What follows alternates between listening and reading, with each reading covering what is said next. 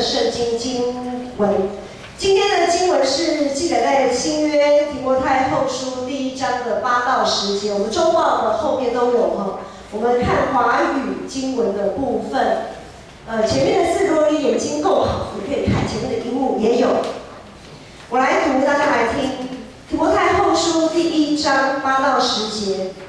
因此，你不要把我们为我们的主做见证当作是一件羞耻的事，也不要因为我为了主的缘故成为囚犯而觉得羞耻。你要按照上帝所赐的力量，为福音分担苦难。上帝拯救我们，呼召我们做他的子民，并不是因为我们有什么好行为，而是出于他的旨意和恩典。他在万事以前就借着基督耶稣把这恩典赐给了我们，现在由于我们的救主基督耶稣的来临而实现了。基督已经毁灭了死亡的权势，更借着福音把不朽的生命给彰显出来。这一段经文是使徒保罗劝勉提摩太，提摩太是个年轻的学生，是个年轻的跟随主的门徒。那因为他年轻，所以他有很多觉得自己不如人的地方。但是呢，使徒保罗要兼顾他，勉励他，不要叫人小看你的年轻。所以这段经文是要劝勉我们，也是在座的我们，要活出在基督里的新生命。不要因为自己没有光鲜亮丽的身份和地位，常常我们会觉得我们要有一定的身份和地位才能说些什么，然后好像才有一些立场说些什么。千万不要这样想，不要因为我们好像没有什么就觉得矮人一截，也不要觉得现在好像我们的生命正遭受了一些困难，觉得很丢脸，然后感到羞耻。无论我们是在顺利的时候，还是在不顺利的时候，其实我们都可以为主做见证。牧师就讲一个小小的见证。牧师前一阵子，我跟一杰牧师去美国进修2个礼拜嘛，那有一个礼拜的晚上，我们住在一个接待家庭的住在一个接待家庭的家中。那这对夫妇很好客，可是我们就很紧张。你猜我们在紧张什么？不会讲英文。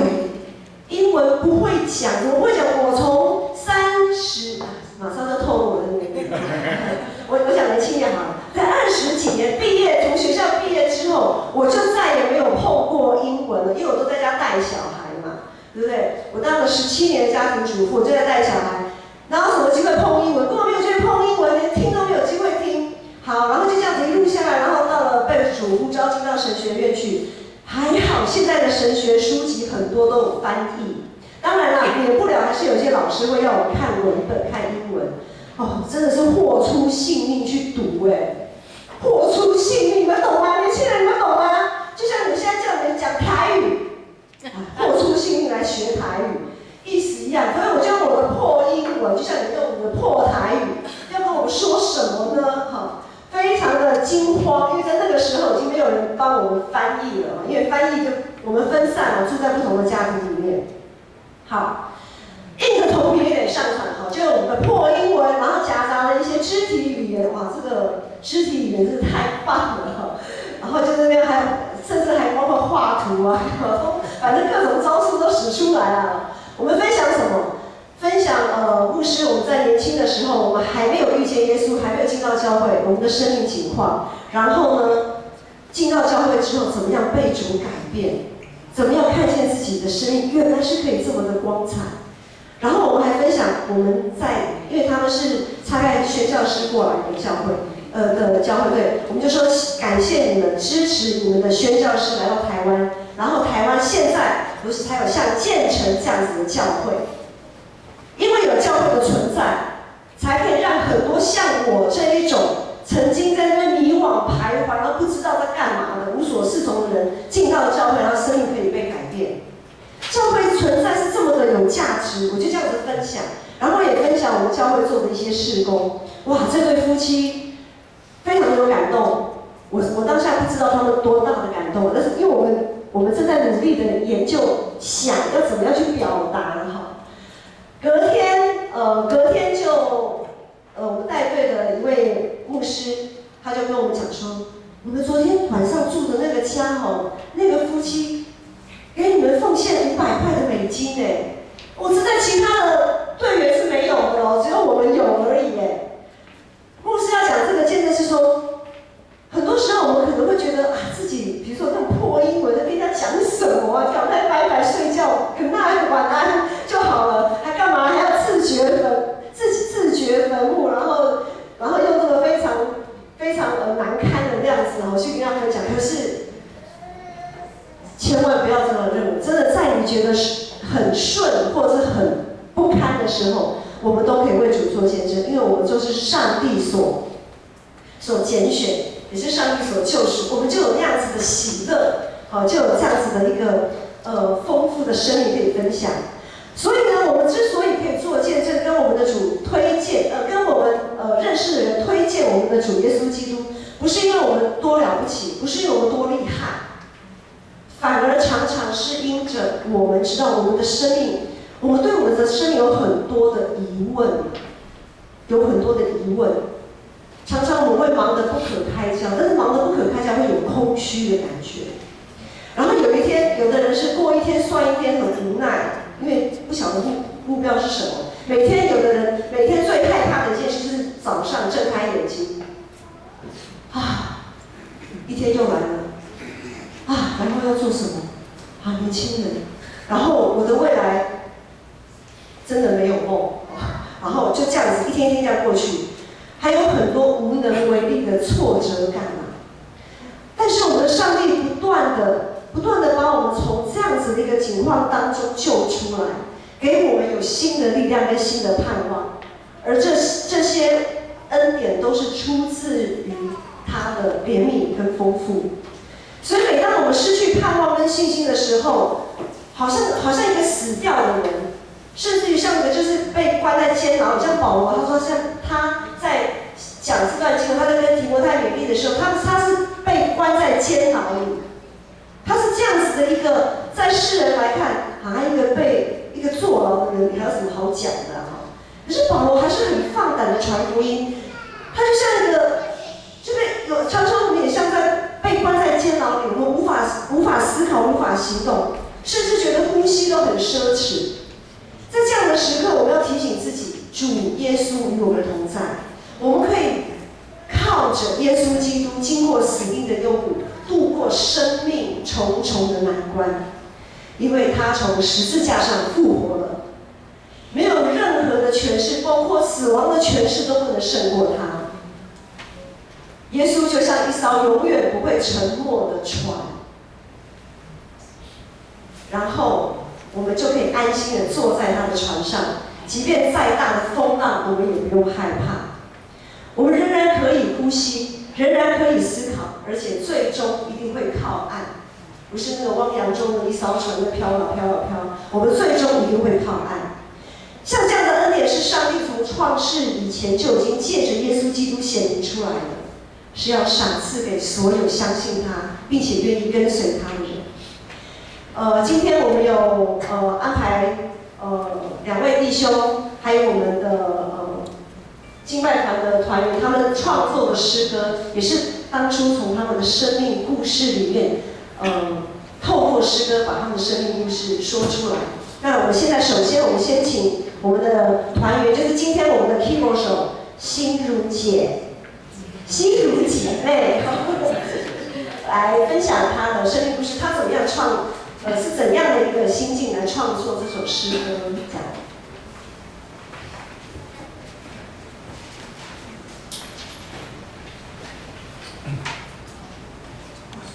那我就来分享我的诗歌创作。原来这一首，其实那时候大一读受洗，典礼受洗，然后这首是在大2时。其实不要说受洗就不会有快感，不会有阻碍在你面前。然后那时候就是去实习的时候，觉得说，当时对人生之后到底该何去何从很迷惘，不知道该怎么做。因为其实就是当初其实并没有很喜欢写程式，可是因为我走了遗嘱，在高中走了遗嘱之后，后来就是决定去走工程师这方面，然后所以那时候去实习是被爸爸逼迫的，因为爸爸有认识的朋友，所以把我引荐进去之后，那我当时是觉得为什么我要去？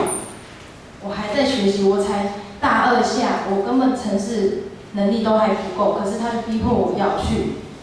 那时候就很不开心。那后来就是我的老板，就是可能透过同事、工程师他们看到我的状况，然后就跟我约谈一下，就跟我聊了一下，才知道说，他其实他也是基督徒。那他就是告诉我说，他自己因为工作，所以没办法星期日到教会去做礼拜，可是他会祷告，会借由祷告以及去思想圣经的话，然后去找或者去了解。那他其实跟我讲的重点就是，其实我们的道路上帝都已经安排，不要觉得怎么求好像都没有得到回应。其实是因为上帝会在对的时候，在合适的时候，给你适当的回应。他告诉我，他其实一直都在。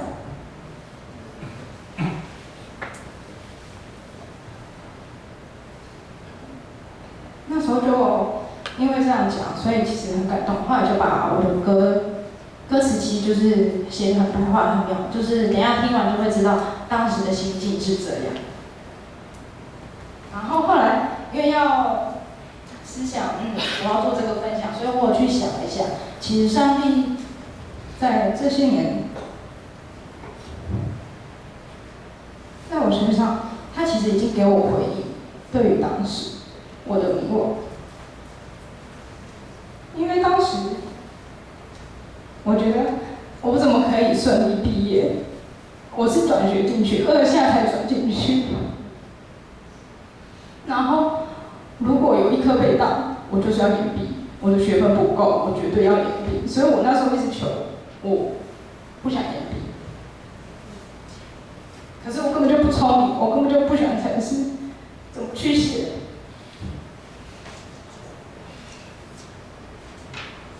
然后那时候真的觉得说，上帝其实他早就安排天使在我身边，就是无边弟兄。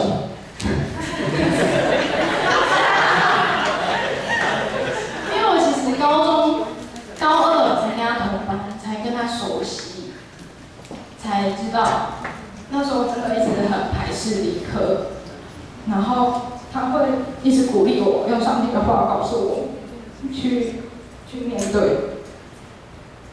然后后来我其实就是觉得好，我要继续下去，所以我也念了硕士。可是硕士真的又是另外一个挑战，因为变成说你要一个人完成你的论文、你的研究，然后当时觉得说有点写不下去，也是因为他有继续帮助我，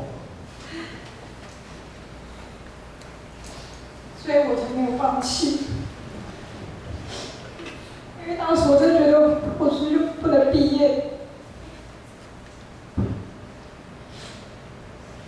然后因为家里就是爸爸就很有权势，也是很有压力，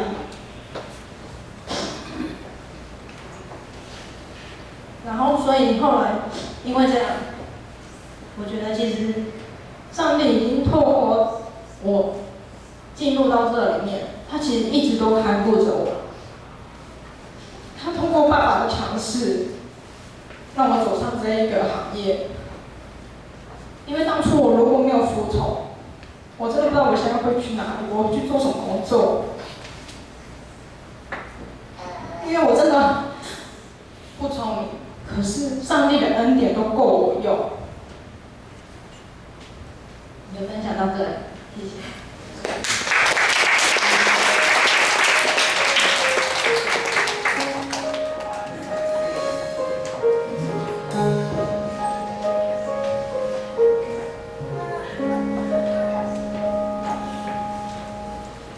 我变得无助和盲目，靠着祷告寻求你帮助。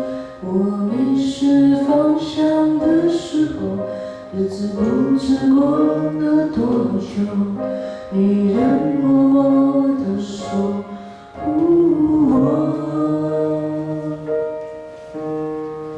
我拿不住，很盲目，靠着祷告寻求你帮助。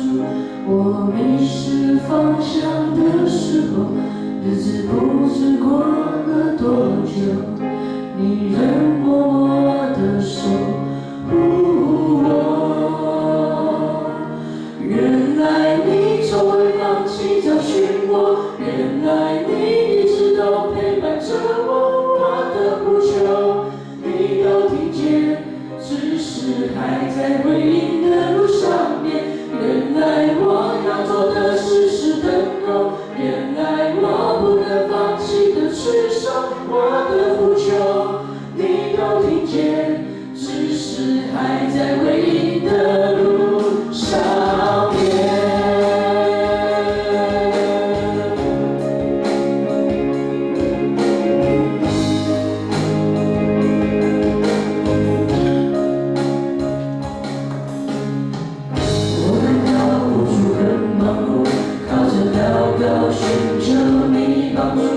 我迷失方向的时候，日子不知过了多久，你仍握我的手。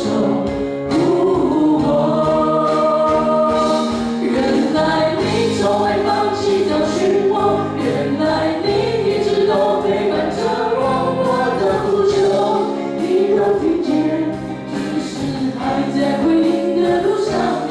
原来我要做的事是等候，原来我不能放弃的持守，我的呼求你都听见，只是还在回应的路上。我要做的事是等候，原来我不能放弃的持守，我的呼求你都听见，只是还在回应的路上面。原来我要做的事是等候，原来我不能放弃的持守，我的呼求你都听见，只是还在回应的路上面。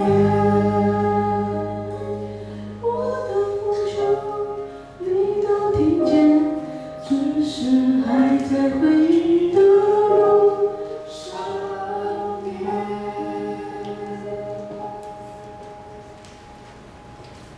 接下来我们请钟长老来分享他的信仰见证。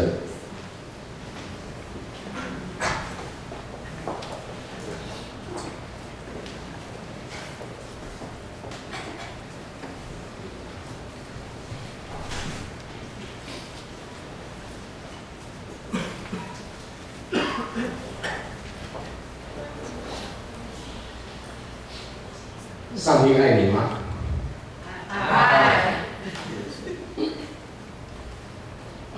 借着这个分享，我想刚好来数算上帝在我身上的恩典，还有我跟各位分享说，这从结婚到现在30年左右的时间呢，我的信仰历程。第一个我要谈的是信，其实是信心。从我的家庭生活来看，我的见证，就是信心是对上帝的认识。当你越认识上帝，你的信心就会越坚定。那从我跟敬会，我认识敬会，我才踏进这个教会，是在32年前啦。我出生在屏东，很偏僻的500公里，离这里有500公里的地方。那从小我不是基督教信仰，认识敬会之后，我踏进的第一个教会就是建成教会，后面听得到吧？ OK， 谢谢。好，那踏入这个教会之后呢，慢慢的，我那时候还没受洗，我到结婚之后是来教会4年后才受洗。那我当然也礼拜天我也都在楼上做礼拜，我也都在听道理，我就开始学。了解。那你看哦，上帝对我的恩典是这样子哦，因为认识第6年了，我们准备结婚5年啦，应该讲5年，其实6年的时候5年准备要结婚了。透过上帝通过我的丈母娘进来告诉说，要结婚要买房子。哇，一个乡下来的一个人，靠我自己我哪来的？那个时候台北市的房子大概至少都是100多万啊，我们的薪水大概是1万8、2万块这样子，那怎么可能啊？然后要结婚的时候要有房子，哇，这个问题真的很大。对我来讲，你看上帝就会这样安排哦。好啊，买，还是要买啊，不然要结婚怎么办？那时候呢，在77年我结婚，76年，好，我就去中和买了这个预售屋的，靠着我的一份薪水，每个月这样付，好，刚开始盖的，然后每个月这样付，去订这个房子。我在这个图片上面看到你看看，上帝的恩典是怎么样？对不起。在76年我买房子的时候，红色的这一条线是台北市的房价，你看看是在还没有涨之前，这是76年，76年让我买到房子，一坪在中和买5万块，现在怎么可能啊？对不对？好，很多年轻人在聊，大家都讲说，怎么可能有这样的机会？你看，上帝就那个时候，他就已经在我的身上有作为了，赶快叫我买房子。好，到83年呢，因为我跟静慧工作都在台北市，偏偏又要我把中和的房子卖掉，然后搬来民生社区这边，到福远街这边。你看看，83年的房价呢，那个时候20几万，民生社区的房子20几万。都是在低点的时候让我买到，这个恩典多大？如果不是上帝带领，我想我们很不可能。这是从我的家庭上面来分享。第二个，我要分享的说，那从我的成长历程，第二个功课，刚刚讲是信心，第二个讲的是从认识上帝之后，我就把我交托给上帝。我的听道理，我学到的就是交托，凡事要交托上帝的，牧师教导的。好，那上帝呢，其实是很奇妙的神啊。那他知道你心里面所渴望的，也明白你心所担心的，但是你不用焦虑，所有的事情都在他的保守当中。这是我的感触。在我的信仰里面，其实这里有好几段话所以上帝老话一句就是多寻求他，多寻求他。我想跟各位分享说，请你多分享他，多寻求他。好，从几件事情来报告说，我跟上帝的关系从民国95年呢，我离开已经在润泰，我从77年进润泰，到民国95年的时候，其实我是从基层工程师，已经那个时候的位置已经是副总经理，在一家大公司里面的副总，薪水也是6位数以上，竟然要离职，18年多了，快要离职，我在6年我就满25年可以退休的情况下，上帝的旨意，我相信这个我也没想到他就要我离职。刚好这个集团里面就是公司合并要上市的关系，我在集团里面设一家水电公司，又被合并，然后我的水电公司变消费公司，借着这样的机会，竟然离职。当然我可以留下来，我继续留下来是没有问题。没想到上帝就要我自行去创业。那个时候我们会友里面也很多跟我讲说，哇，你在润泰这个要多领那么多钱，你还要把它辞掉了，我不晓得，就真的是辞掉了。好了，就去自己创业，自己开，到现在啊。那民国97年，你看看95年让我辞掉之后，原来呢，上帝要我在教会的服事增加。他要我的时间，如果我在润泰工作的话，不可能，因为上班打得死死的，不可能。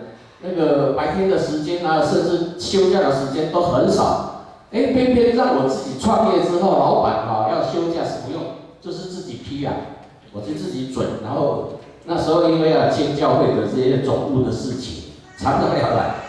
上帝就因为97年的6月份呢，就让我选上长老。好，然后负责总务部，所以你看，95年他要我离职，97年他已经在帮我准备，就是要去做这件事。接着呢，到4年，我们的长老4年一任，到101年的3月份，4月份要改选了，4月份要改选，第一任我刚快结束了，然后呢，要改选的前1个月，竟然让我去考EMBA，又考上，上帝又不让我在这里，他要我去EMBA， 好了，又再去念了2年的书，2年的在职班的硕士班，等到呢学校一毕业，上帝认为我觉得这是上帝的旨意他竟然要我回去500公里远的屏东那个偏乡的地方去成立校友会。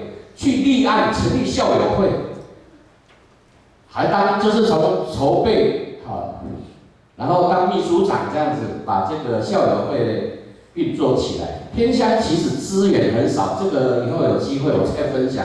好，也去把它成立。第一个在那个偏乡的地方有一个立案的社团法人，当然是出钱出力了。那时候为了立案的事情开会。那个高铁也做了蛮多的，好，去成立了这个校友会，103年，做，接了这个一直接了到105年，05年5年吧，3、4、5、6了，对，到106年才刚下任，农历年2月份的时候才刚卸任，秘书长交给下一棒，竟然。毕业离开这个 EMBA 北科大的 EMBA 竟然又有一个因缘机会要我去负责成立那个校友会的，又去当秘书长啊，又去当立案，因为我有这个经验，就是学长姐里面呢找来找去，偏偏又要我去负责这一块，又去负责了这个秘书长，又当了1年，去年又当了1年的秘书长。所以这过程里面其实都不在我的人生规划里面，但上帝就一直这样带领我。好，97年的时候任长老，101年的3月考上 EMBA，105，所以4月份刚好要改选，偏偏的所以我就跟会友报告说，对不起，我不能备选，继续备选，这是上帝的安排。好，这是你看到我的成长历程中呢，都不在我的规划中，偏偏上帝就这样带领我。第3个我要分享的是顺服我所学到的功课，信心、交托，然后呢，我开始顺服他。从我开始谈我创业了，好了，我自己做生意了，自己在做生意里面呢。没有天天都是好的啦，这里面也有不好的，就是95年开始创业，还好上帝带领，让我公司继续活下去，就是开始有这个伟创啊、宏基啊这些业务慢慢进来。第3个我特别要谈的是民国98年，你看看公司成立的第3年的时候，2年多了，3年，法鼓山大学的一个案子。1.7亿它的金额水电工程就是我如果承揽下来，它的合约金额是1.7亿。法鼓山的人，我在润泰的时候接触了他们的公务从上到下大概都很熟，那时候都很熟啊。好了，负责机电的这个发包的人呢，那更是我带出来的人，跳槽跳过去法鼓山，所以其实是怎么讲？特定泥钢，这个华语要怎么讲？特定泥钢哦，就是桌上拿橘子很容易轻易可以拿到的一个案子。我不知道华语的轻而易举啊，谢谢。好，大概是这样的意思。我可以很轻易的可以，我要做的话大概没有问题，连什么底价我都会知道的。问题是，我出去接业务的时候呢，我都会祷告说，上帝照你的旨意，不是照我的意思。好，如果这个案子你要我做，就照你的旨意，不是照我个人。好，老板说了算嘛，不是我还有老板，我的老板是我的上帝，上帝说了算。你看看，在这个过程里面，最后竟然有变数，我没有标到这个案子，其实我心里很难过。那时候，做生意哪有，而且这么大的案子，利润一定比较高嘛，可以拿到的案子，到手的案子竟然飞掉了，我心里也有点难过。可是事后诸葛啦，我回过头去看，等这个案子做到什么时候才完工呢？做了5年后才完工，因为那个时候他们那个法师过世嘛，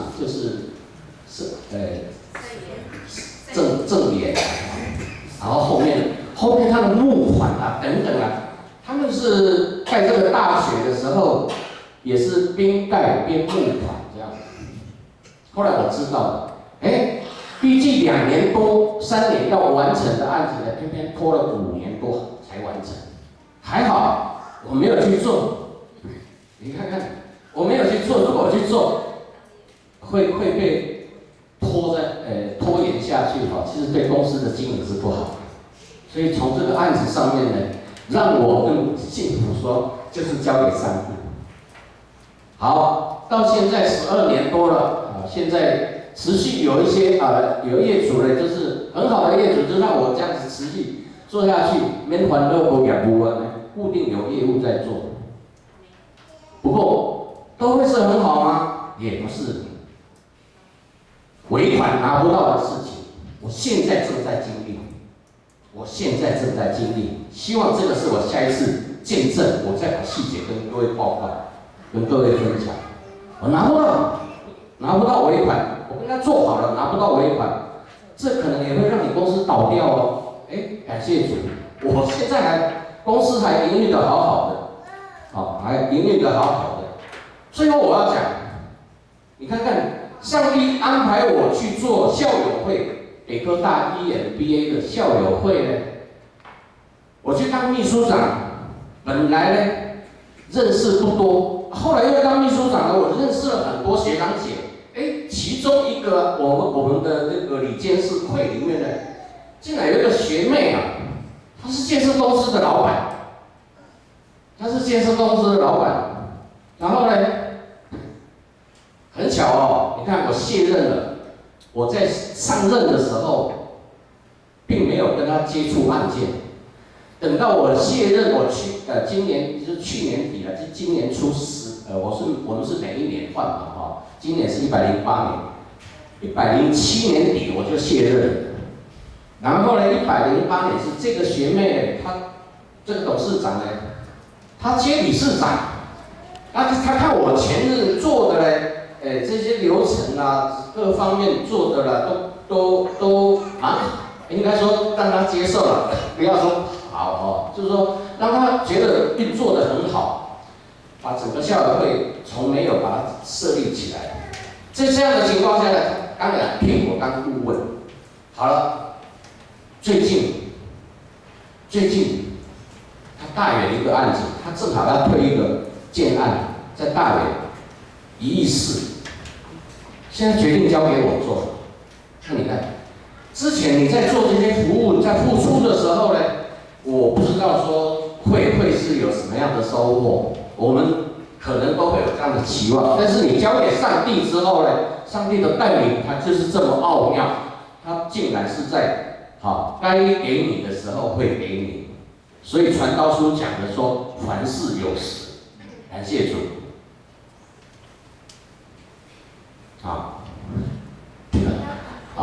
感谢主在我身上的作为，我学到的信交托顺服愿主赐福各位明天有美好的事情发生，谢谢。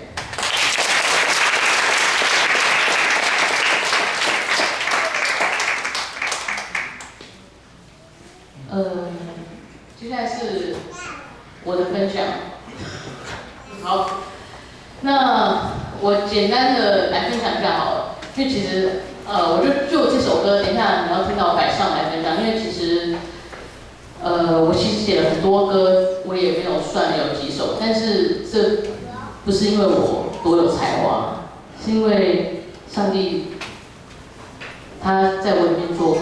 因为有时候其实我回去看我以前写的歌，我说哇，我怎么写得出这首歌，然后和弦也出得来，旋律也出来。其实我写歌很快。我每次写一首歌大概5分钟就完成了，很快。但是写不出来的时候很难，5年都写不出来一首歌，甚至一直放在那个词就是放在也写不出来。可是我每次写歌前，我一定会有个动作，就是我会先祷告，祷告完之后坐在钢琴前面，或者是拿一把吉他，歌就出来了。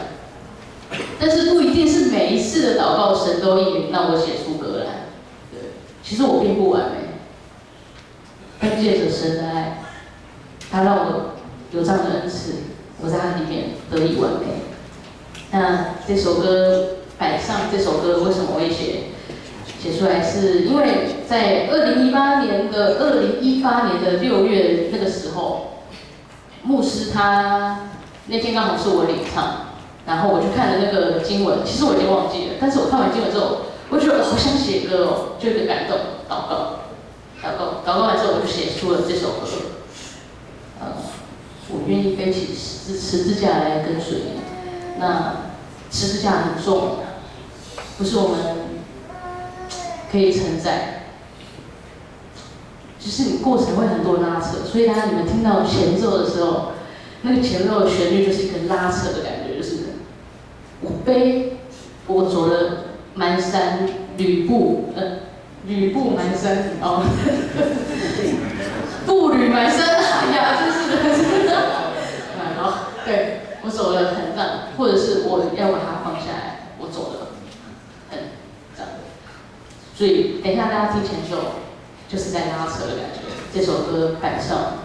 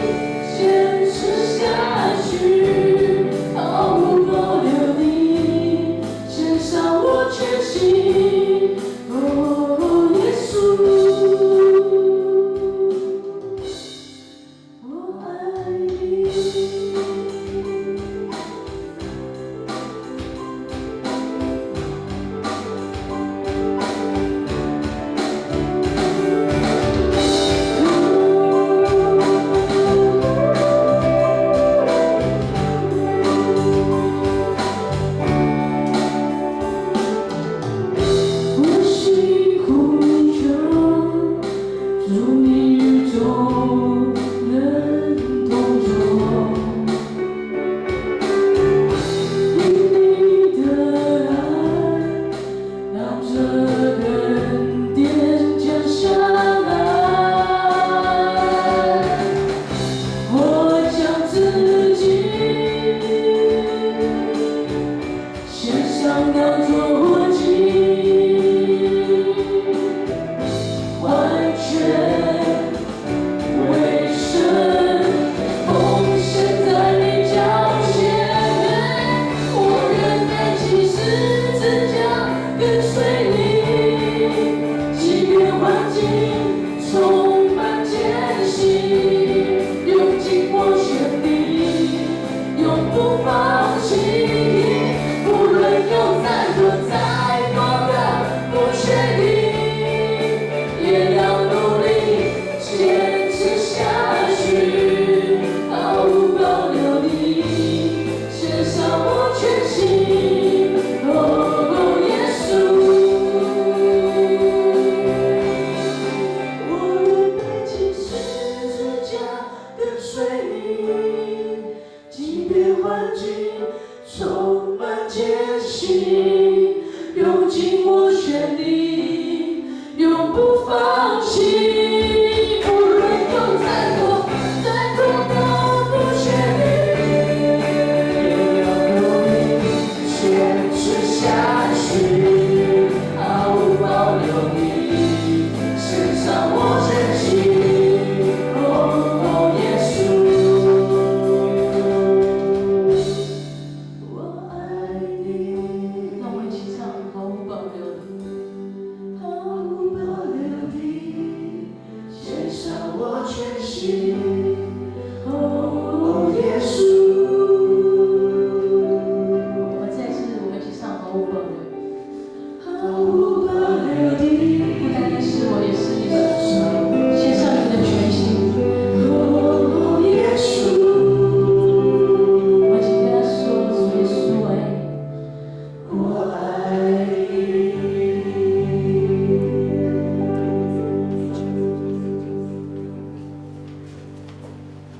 好，接下来我们请蓝佑书执事来分享他的信仰见证。不好意思，我可以再请乐团帮我弹一次卡农。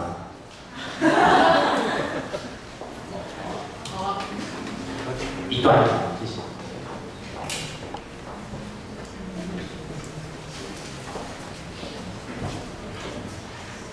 各位弟兄姐妹平安。平安。我们一起来听一次卡农，可以？不好意思，我这个小小的要求。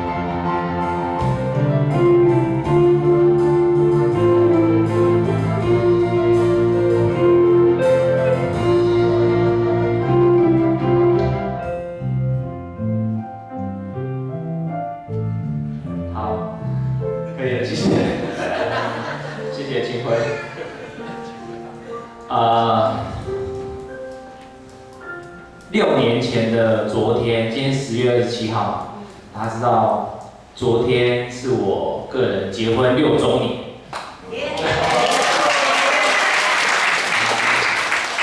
感谢主，6年了，我们还是一样相爱。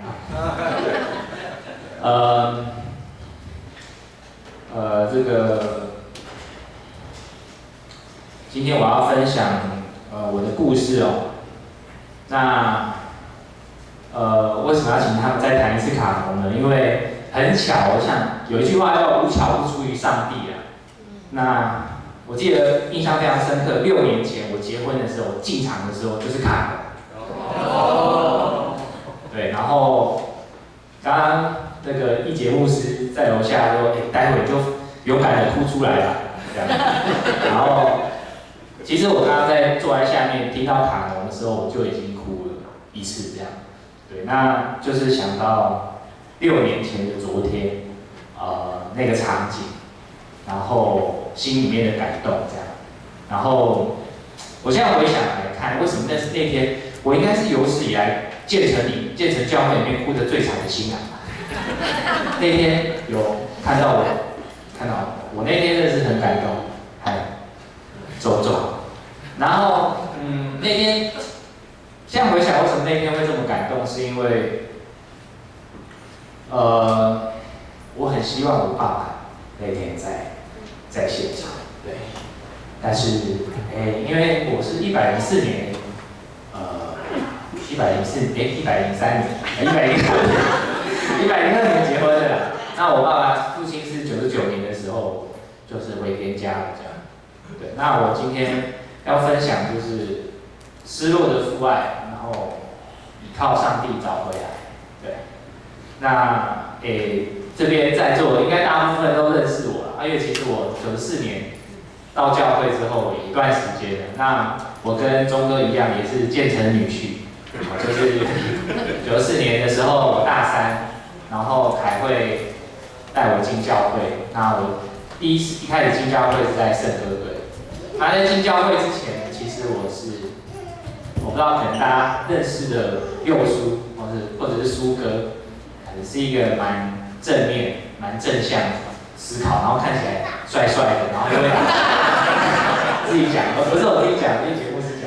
因为其实他在脸书上贴那样，我觉得很不好意思，我不知道该承认还是对，就是对。但是我要讲就是，其实有时候就在我可能看起来光鲜亮丽，或者是看起来还不错的外表，或者是恩赐才干这些，其实我的成长背景是，我觉得是跟我同年龄的小孩比起来，我是比较坎坷一点。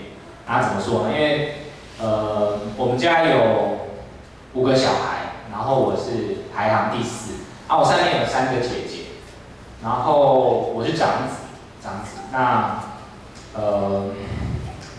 因为重男轻女嘛，他这边长辈很多，比较传统就是重男轻女，所以我也是长孙。那所以不管是爷爷还是我父亲，都对我从小就是期待很大。特别是我的第2个姐姐，她是重度障碍、身心障碍者这样，对，到现在也还就是需要人家照顾，对。那我还有一个弟弟，对。那因为我的2姐的状况，她是重度身心障碍，所以她从小就需要爸妈的很多照顾，包含我自己。我记得我很小的时候，应该幼稚园吧，我就要就是去接我2姐，她那时候上那个阳明教养院，然后我就是上下学，我就是接她去接她走一段路，然后再接回来这样。然后那时候小时候还不懂，就觉得为什么路人都要投以那个异样的眼光这样，就是看着我这样。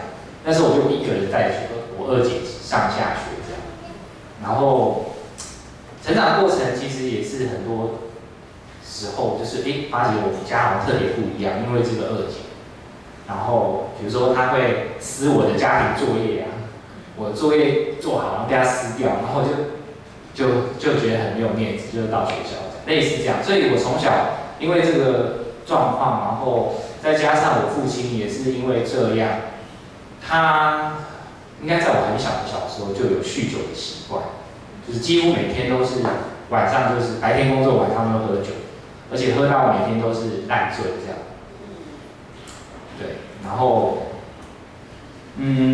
所以我跟我父亲就是我小时候对我父亲影响，我会觉得很矛盾，就是白天他其实是一个很认真工作，而且很有责任感，也很注重我教育，他对我期望很高，所以很要求我的功课。可是呢，到了晚上的时候，因为他喝醉酒之后，他就突然就是会把我们小孩从床上挖起来，然后可能就会讲一些就叫我们起来罚站，因为他以前大概是受军事教育，因为我爷爷是军人，所以就叫起来罚站。然后我就是半睡半醒之间，然后听着他说，为什么哪一科考试没有考好，然后这样，对，甚至会挨揍。所以小时候的我对父亲是又爱又怕，然后心中很矛盾，他到底是爱我还是恨我，我搞不清楚。那时候比较不懂事，那印象很深刻。那时候父亲常常对我说，希望我长大之后可以当医生，因为我成绩还可以啊，就是对他觉得我有机会。然后为什么要当医生呢？因为他希望我把我二姐的病，就是为什么他会重度，在他以为他们传统的观念觉得，为什么会得那个病？在他们早期，父亲也是没有信仰，他们觉得说可能是做什么不好的事情，或者是怎么样。但他在他的观念，他觉得那个是有药的，所以他觉得我应该有机会可以当医生，研究这个病这样。对，所以从这件事情可以看出来，我父亲对我的期望很高。那可惜我最后没有达到他的期望。我们小时候有一段时间，我们家的经济状况很不好。那不好到，因为家里孩子很多嘛，然后慢慢陆陆续续都要上学，然后就学费的等等。那所以有一段时间，我记得我大概从小3开始，我们家就开始，就是我父亲工作以外，我妈妈就是卖面摆摊子，然后我每天放学我就是要去家里帮忙，对，甚至寒暑假也都是因为常常会做到凌晨这样。那所以那段时间，虽然蛮辛苦的，但是至少全家人还在一起哈。那，只是因为家里经济状况不好，所以其实我那段时间父母的关系也不是很好。我印象中，就是我现在跟大家分享一个我跟我父亲关系，在我小时候，其实在那之前，在那件事情之前，我们都是很这样，我是矛盾的，就觉得又爱又恨这样。但就是大概在应该是我在国2的时候，有一次，有一个白天下午，那时候